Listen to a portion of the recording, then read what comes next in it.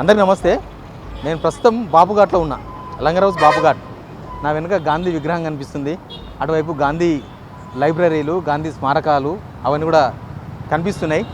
వీడికి ఎందుకు వచ్చినంటే ఇక్కడ నుంచి దాదాపు ఒక 10-11 కిలోమీటర్లు జనమంతా తల్లడిల్లుతున్నారు, జనమంతా బాధపడుతున్నారు.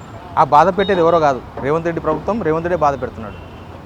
ఇక్కడ గాంధీ విగ్రహం పెట్టాలి, Gandhi Sarovar, peace of statue of peace. అసలు గాంధీ అంటేనే శాంతి, ప్రశాంతి అన్నీ ఉంటాయి. కానీ ఇక్కడ ఇంత ప్రశాంతంగా గాంధీ కూర్చున్నాడు, నా వెనక కనిపిస్తున్నాడు కదా.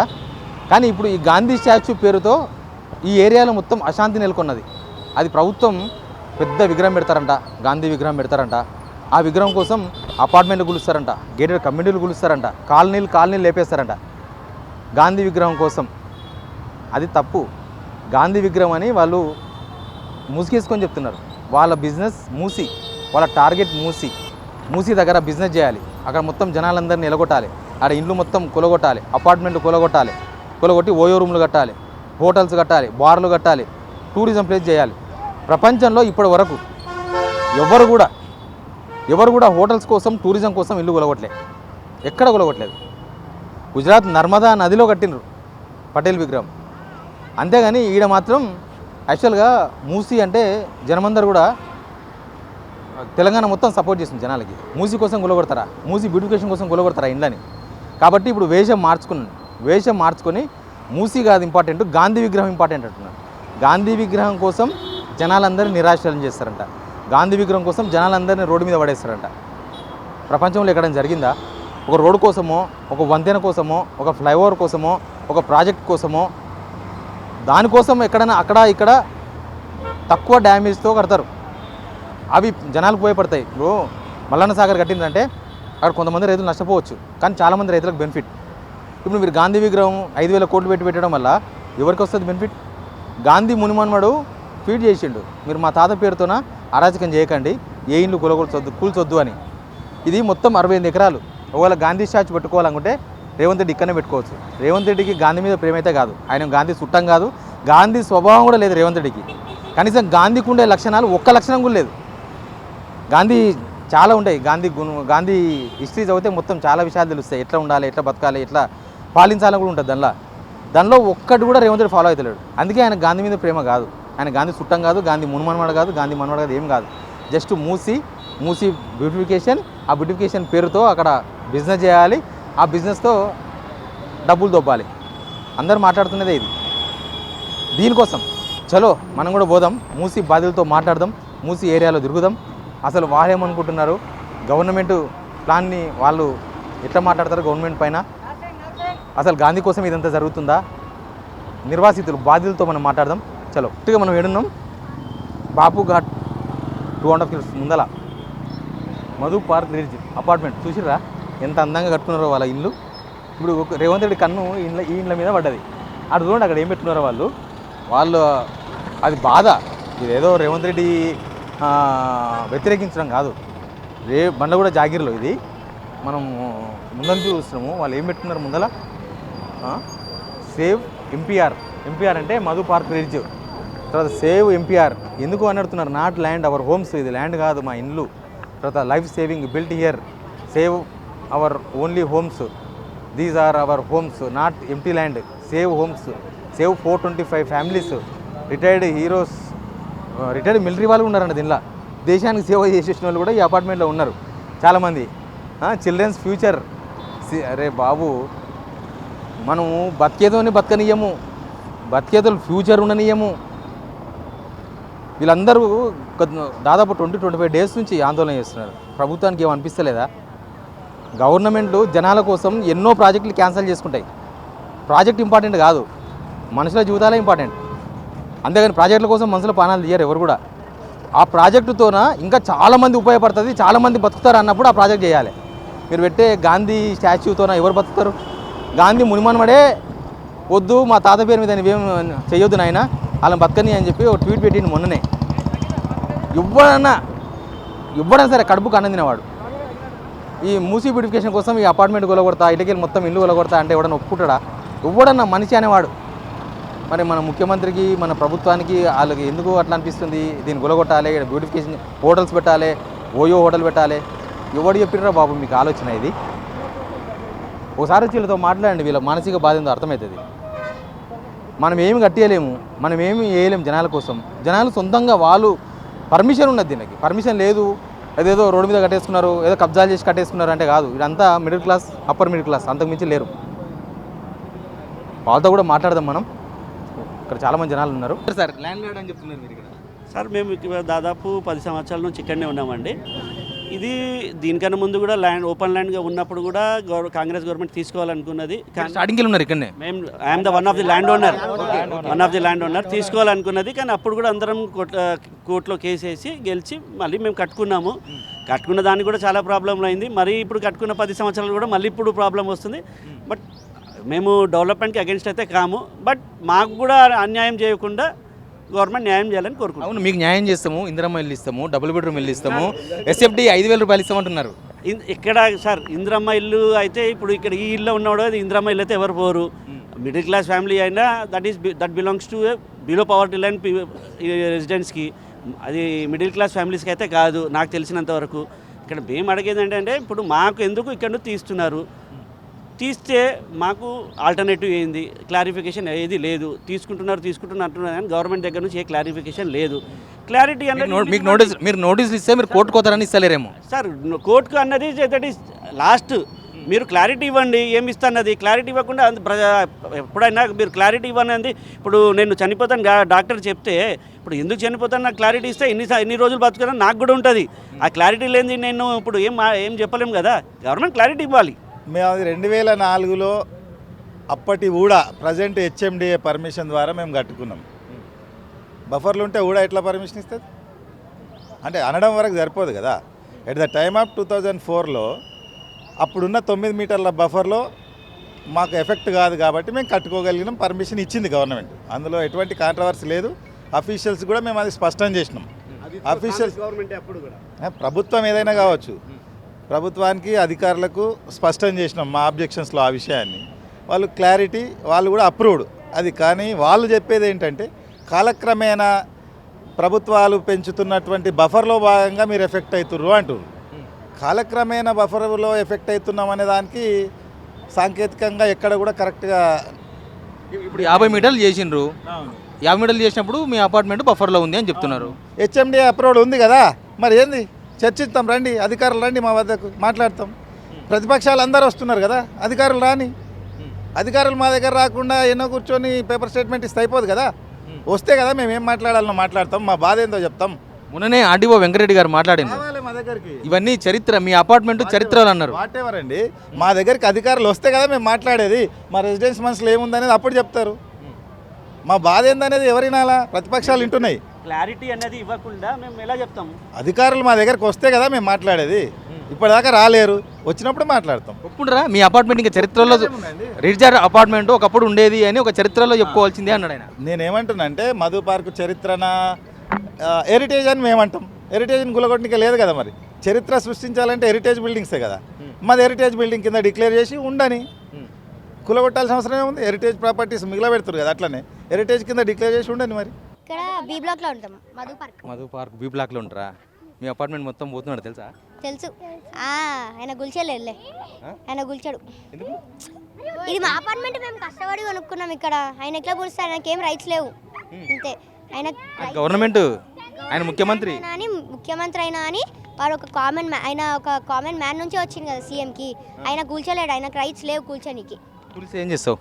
కూలిస్తే ఆయనని అంతుంటే ఇది రమ్మనండి, మేము చూసుకుంటాం. అప్పుడు ఆయన సీఎం అయినా సరే ఆయన గేట్ టచ్ చేయమని మేము అందరం ఓటేసిన ఆయన గెలిచింది.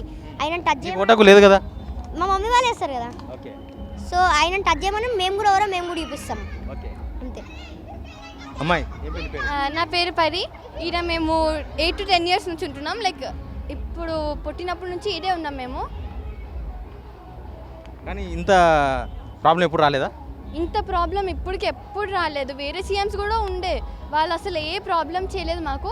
మేము చాలా ఇయర్స్ నుంచి చూస్తున్నాం. మాకు ఈ అపార్ట్మెంట్లో ఉండే హ్యాపీనెస్ ఎక్కడ దొరకలేదు.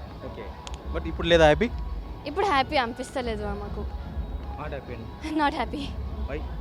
బికాజ్ సీఎం అనేది అందరికీ మంచి చేయడానికి ఉంటారు, అందరికీ హోమ్లెస్ చేయడానికి ఉండరు.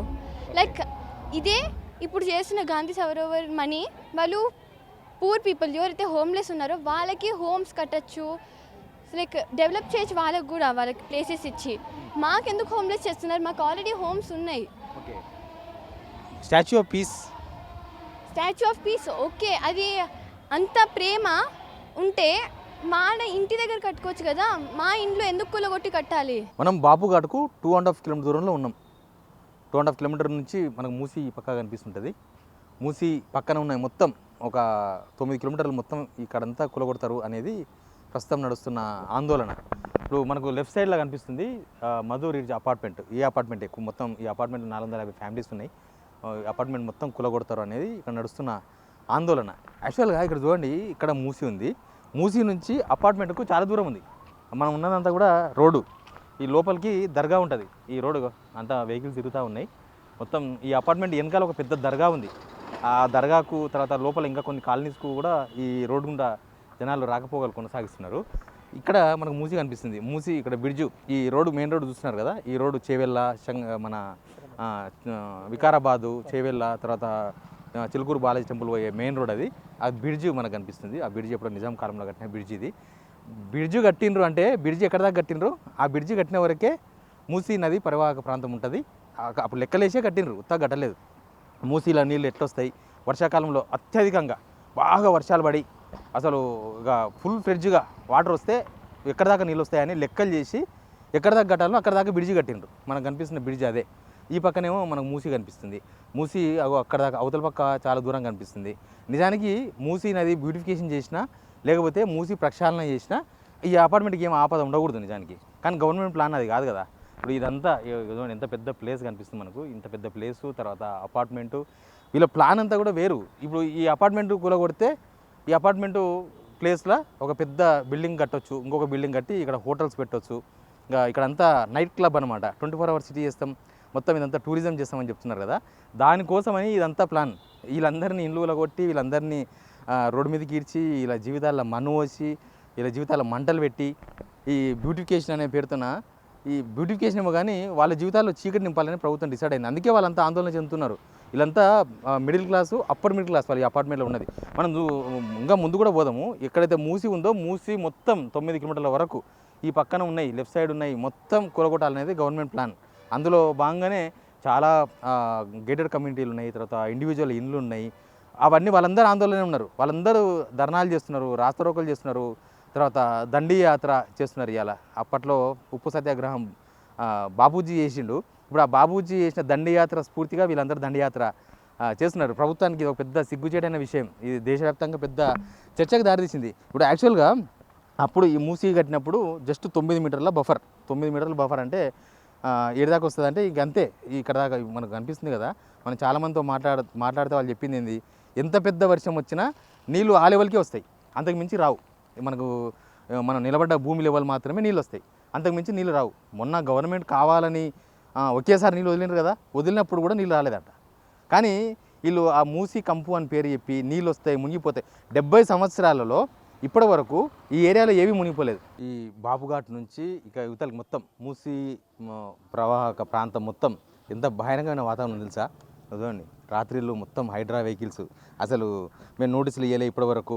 అపార్ట్మెంట్ని ఎవరు గురగొడతామన్నారు, ఇక్కడ ఇండ్లు ఎవరు గురగొడతామన్నారు. అసలు ఇదంతా ఎవరో సృష్టిస్తున్న వ్యవహారం, ఇదంతా జరుగుతున్న ప్రచారం. కానీ చూస్తేనేమో ఆల్రెడీ పేపర్లో నోటిఫికేషన్ ఇచ్చిండ్రు కదా, సర్వే నెంబర్స్. అసలు ఇదంతా ఎవరు అమ్మొద్దు కొనొద్దు అన్నట్టుగా, ఇదంతా మేము సేకరిస్తామన్నట్టుగా. వాళ్ళు ఇచ్చిన సర్వే నెంబర్స్ మొత్తం కాలనీలే, ఎక్కడ ఇంత ఖాళీ జాగా లేదు. ఎవడైనా ఖాళీ జాగా ఉన్న దగ్గర ఏదైనా చేద్దాం అనుకుంటాడు. కానీ వీళ్ళు మొత్తం కాలనీలు ఇండ్లు మొత్తం 1000 మందిని నిరాశ్రయాలను చేసి వాళ్ళందరినీ ఇండ్లు కూలగొట్టేసి ఆడ మూసీ సుందరీకరణ అంటున్నారు. కానీ ఇప్పుడు హైదరాబాదులో హైడ్రా అంటే జనాలు ఎంత భయపడుతున్నారో నాకు ఇక్కడ చూసి నాకు అర్థమైంది. అంటే హైడ్రా చెరువులను కాపాడుతుంది, ఇంకేదో కాపాడుతుంది అని చెప్పారు కదా. చూస్తే రాత్రి ఎప్పుడో 11 o'clock వచ్చిర్రంట.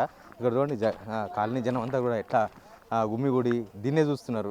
ఎప్పుడేమవుతుందో, ఏ అర్ధరాత్రి నిద్రపోయిన తర్వాత కూల్ చేయడానికి వస్తారో. ఎందుకంటే ఫస్ట్ నుంచి కూడా ఏది సిస్టమ్ ప్రకారం జరగలేదు గవర్నమెంట్లో. అంటే నోటీస్ ఇవ్వడం, కొంత టైం ఇవ్వడం వాళ్ళకు, ఆ టైంలో వాళ్ళు రెస్పాండ్ కాకపోతే లేకపోతే ఆ టైం వాళ్ళు ప్రూఫ్స్ ఎవిడెన్స్లు ఇవ్వలేకపోతే అప్పుడు కూల్స్తుంది. కానీ వీళ్ళు కోర్టుకు పోతారేమోనని అసలు నోటీసులు ఇస్తలేరు. ఇప్పుడు కూడా ఇక్కడ నోటీసులు ఇవ్వడానికి ప్రధానమైన కారణం ఏం తెలుసా? నోటీసులు ఇస్తే వీళ్ళు కోర్టుకు పోతారు. అంటే మళ్ళీ ఏందో దొంగలాగా రాత్రి వచ్చి బుల్డోజర్స్ పెట్టి కూలగొట్టవచ్చు, నోటీసులు రాత్రి ఇచ్చి తెల్లవారుజామున కూలగొట్టవచ్చు. ఇప్పటిదాకా హైడ్రా కూల్చింది అదే కదా చేసింది. బహుశా ఇక్కడ వేల ఇండ్లు కూలగొట్టాలంటే నాకు తెలిసి ఒకవేళ ఇండ్లు ఇట్లా ఇక్కడ కూలగొడితే అక్కడ అపార్ట్మెంట్ అయినా ఇక్కడ ఇండ్లు అయినా కూలగొట్టాలంటే ఈ వేస్టేజ్ తరలించడానికి 200-300 కోట్ల రూపాయలు ఖర్చు అవుతుంది. 200-300 కోట్లు ఈ వేస్టేజ్ ఎత్తిపడేయడానికి. అసలు ఇవన్నీ కూల్చడానికే ఒకవేళ గవర్నమెంట్ యాక్షన్ ప్లాన్ చేస్తే 100 జేసీబీలు రావాలి. అసలు వాళ్ళ ప్లాన్ ఏందో నాకు తెలియదు.